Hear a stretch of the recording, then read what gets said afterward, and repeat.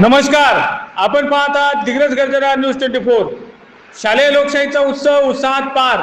Shriram school of scholars Digras येथे शैक्षणिक सत्र 2026-27 साठी शालेय निवडणुका आज दिनांक 15 जुलै 2026 रोजी उत्साहपूर्ण वातावरणात पार पडल्या। विद्यार्थ्यांमध्ये लोकशाही मूल्यांची जाणीव निर्माण करण्याच्या उद्देशाने आयोजित या निवडणुकीत सर्व विद्यार्थ्यांनी उत्स्फूर्तपणे सहभाग घेत मतदानाचा हक्क बजावला। या निवडणुकीत हेडबॉय पदासाठी दयानंद संतोष राठोड, रुद्र उमेश साळुंके, जय बाळू पवार आणि विश्वजित गौतम कांबळे या विद्यार्थ्यांनी उमेदवारी दाखल केली होती।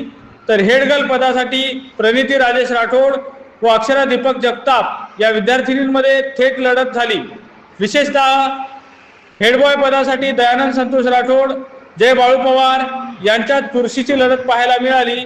याशिवाय blue house, red house, green house व येलो हाऊस या गटांच्या प्रतिनिधींची निवडही या प्रक्रियेद्वारे करण्यात येणार आहे।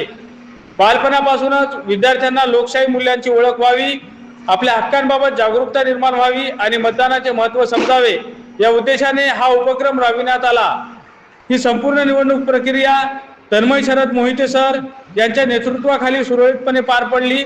संस्थेचे अध्यक्ष श्री दिनेशजी लद्दा सर, उपाध्यक्ष अजयजी मोदानी सर, सचिव प्राध्यापक डॉक्टर प्रशांत मोदानी सर, समन्वयक राहुल चव्हाण सर, सौ सुरेखा सावंत मॅडम, सौ श्रद्धा राऊत मॅडम यांच्या मार्गदर्शनाखाली ही निवडणूक पार पडली।